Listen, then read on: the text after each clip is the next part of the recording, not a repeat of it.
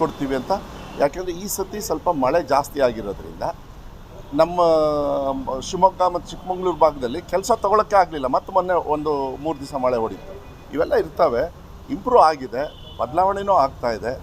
ಸಾಕಷ್ಟು ಪ್ರೋಗ್ರಾಮ್ಸ್ನ ನಾವು ಕೊಟ್ಟಿದ್ದೀವಿ. ಆದರೆ ಈ ಒಂದು ಶಾಲೆನ 46 ಶಾಲೆಗೆ ಹೋಲ್ಸಕ್ಕೆ ಹೋಗಬೇಡಿ, ಅದು ತಪ್ಪಾಗ್ತದೆ. 46 ಶಾಲೆದು ಬರೀರಿ, ಒಂದು ಒಳ್ಳೇದಾಗಲಿ, ಇದು ಇರಲಿ.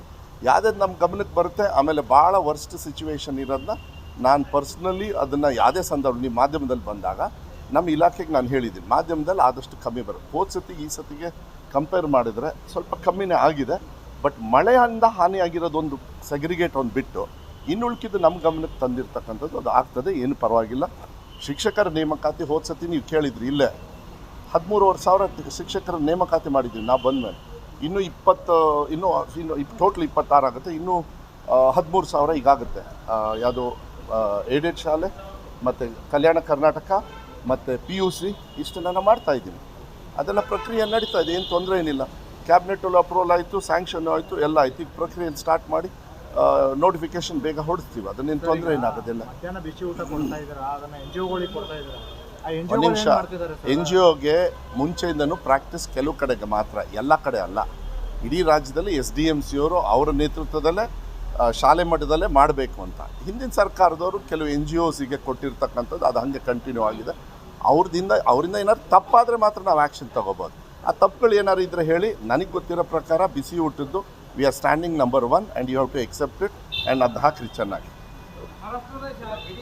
ಇಲ್ಲ, ಗಡಿ ಶಾಲೆದೆಲ್ಲ ಡೀಟೇಲ್ಸ್ ಎಲ್ಲ ಅಲ್ಲ, ಅದನ್ನೆಲ್ಲ ಅಟೆಂಡ್ ಮಾಡ್ತಾ ಇದ್ದೀವಿ. ನಮ್ಮ ಆಫೀಸರ್ಸ್ ಅವರೇ ಪರ್ಸ್ನಲಾಗಿ ಹೋಗಿದ್ದಾರೆ. ಪರ್ಸ್ನಲ್ ಹೋಗಿ ಅಲ್ಲಿ ಏನೇನು ಸೌಕರ್ಯ ಬೇಕು ಅದು ನನ್ನ ರೆಸ್ಪಾನ್ಸಿಬಿಲಿಟಿ. ನಾವು ಮಾಡ್ತಕ್ಕಂಥದ್ದನ್ನ ನಾವು ಮಾಡ್ತೀವಿ. ನಮ್ಮ ಸೆಕ್ರೆಟರೀಸ್ ಕಮಿಷನರ್ಸ್ನೇ ಕಳಿಸಿದ್ದೀನಿ ನಾನು ಪರ್ಸ್ನಲ್ ಆಗಿ. ವಿಜೇಂದ್ರ ಅವ್ರು ಪ್ಲೇಟ್ ಚೇಂಜ್ ಮಾಡಿಸ್ತಾರೆ ಅವ್ರು ಓವರ್ ನೈಟ್. ಅವ್ರಿಗೆ ಅಭ್ಯಾಸ ಇದೆ. ಚೋಟ ಸಿಗ್ನೇಚರ್ ಮಾಡಿ ಅವ್ರ ಅಪ್ಪನ ಜೈಲಿಗೆ ಕಳಿಸಿ ಅಡ್ಬಿಟ್ಟು ದುಡ್ಡು ಇರ್ತದಲ್ಲ ಅದ್ರಲ್ಲಿ ಮಾಡ್ತಾರೆ. ಅವ್ರ ಕೆಲಸ ಐತೆ ಅವ್ರಿಗೆ, ಅದು ಅನುಭವ ಇದೆ ಅವ್ರಿಗೆ, ಅದೇನು ಹೊಸದೇನಲ್ಲ. ಅವರೇ ಹೇಳ್ಕೊಂಡಾರಲ್ಲ ಮುಂಚೆ, ನಾನೇ ಹೇಳಿದ್ದ. ಅವ್ರು ಹೇಳಿದ್ದಕ್ಕೆ ತಾನೇ ನಾವು ಹೇಳೋದು. ಓವರ್ ನೈಟ್ ಹಿಂಗಾಗ್ಬಿಡುತ್ತೆ ಅಂತ ಹೇಳಿದ್ರೆ so you have to see. ಇದೆಲ್ಲದು ಏನು ಗೊತ್ತಾ, ಸೂಕ್ತವಾಗಿರ್ತಕ್ಕಂಥ ಇನ್ವೆಸ್ಟಿಗೇಷನ್ಸ್ ಆಗಬೇಕು, ಅವ್ರ ಮೇಲೆ ಆ್ಯಕ್ಷನ್ ತಗೋಬೇಕು. ಯಾರೇ ಆಗಲಿ, ಯಾವುದೇ ಪಕ್ಷದವರಾಗಲಿ, ಯಾವುದೇ ಜನಪ್ರತಿನಿಧಿ.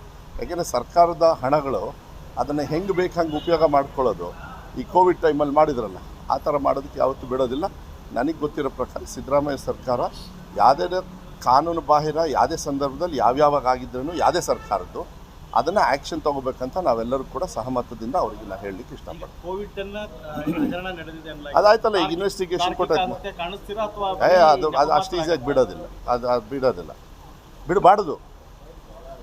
ಆ 2 ವರ್ಷದಲ್ಲಿ ಒದ್ದಾಟ ನೋಡಿರ್ತಕ್ಕಂಥದ್ದು ಅದನ್ನು ಮಾಡಬಾರ್ದು, ಬಿಡಬಾರ್ದು. ಸಾವಲ್ಲೂ ದುಡ್ಡು ಹೊಡಿತಾರಂತ ಹೇಳಿದರೆ ಬಿಡಬಾರ್ದು. Okay sir, thank you.